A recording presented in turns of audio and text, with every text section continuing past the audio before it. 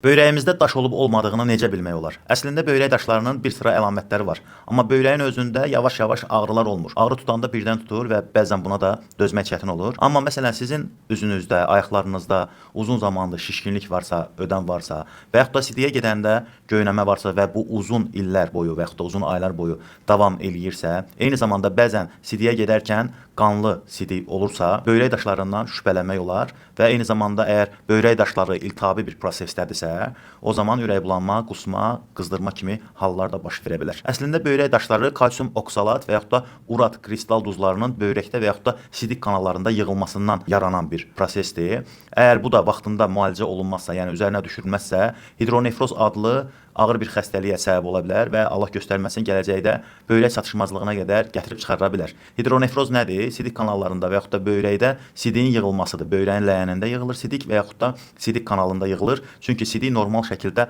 axmır. Yəni sidik bədəndə toplanıb qalır. Təbii ki, bu da təkcə böyrəyimiz üçün yox, ümumilikdə bədənimiz üçün zərərlidir. Böyrək daşlarının yığılması adətən ona görə baş verir ki, az su içmək, çoxlu duzlu qidalar yemək, heyvan mənşəli zülallardan çox tükətmək, eyni zamanda genetik faktorlar da buna təsir eləyir. Bunun qarşısını almaq üçün təbii yollardan istifadə edə bilərsiniz. Təbii yollardan biri odur ki, gün ərzində kifayət qədər su içmək. Kişilər 2-3 litr arası, qadınlar isə 1,5-2 litr su içsələr, onlara kifayət eləyə bilər ki, böyrək daşları yaranmasın. Eyni zamanda duzlu qidalardan bacardığınız qədər uzaq durmaq lazımdır. Duzdan tam imtina demirəm, çünki duz bizim bədənimiz üçün lazımdır, amma müəyyən qədər duzlu qidalardan uzaq durmaq lazımdır. Yəni həddindən artıq tükətməyin duzlu qidaları. Eyni zamanda gün ərzində 5-10 min addım fiziki aktivlik də böyrək daşlarının yaranmasının qarşısını alır. Amma böyrək daşları yaranıbsa, həm eyni zamanda sidik yollarında bu daşlar varsa, hələ ki ilkin mərhələdədirsə, bunun qarşısını almaq üçün sizə bir qida əlavəsini tövsiyə edə bilərəm. Bu dərman vasitəsi deyil. Tərkibində 3 bitkinin qarışığıdır. Qızıl çətir otudur, levistik köküdür və eyni zamanda rozmarin yarpağının ekstraktıdır. 3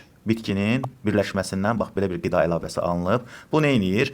Sidik axınını sürətləndirir. Sidik axınını sürətləndirdiyinə görə həm böyrəkdə, həm sidik kanallarında olan xırda kristal duzlar orada yığılmır, sidiklə çıxır gedir. Eyni zamanda böyrəkdə qan dövranını sürətləndirir, qan dövranını yaxşılaşdırır, həm də iltihab əleyhinə yaxşı təsir göstərir. Polşa istehsalıdır. Qida Təhlükəsizliyi Agentliyindən də sertifikat alıb, keyfiyyətinə əmin ola bilərsiniz. Bir qutuda 30 tablet var və bu 1 ay müalicə prosesinə bəs eləyir. Yenə də deyirəm, qida əlavəsidir, ön tədbirdir. Əgər bu proseslərin baş verməsini istəmirsinizsə, böyrəyinizdə hər hansı bir problemdən şübhələnirsinizsə, Durinesdən istifadə edə bilərsiniz. Durines eyni zamanda sidik qovucu təsirə malik olduğuna görə bədəndə yığılan artıq mayələrin də bədəndən atılmasına kömək eləyir. Nəticədə şişkinliyiniz azalır. Həkim və əczaçıların tövsiyəsi ilə əksər apteklərdən əldə edə bilərsiniz. İzlədiyiniz üçün təşəkkürlər. Videomuzu bəyənməyi unutmayın.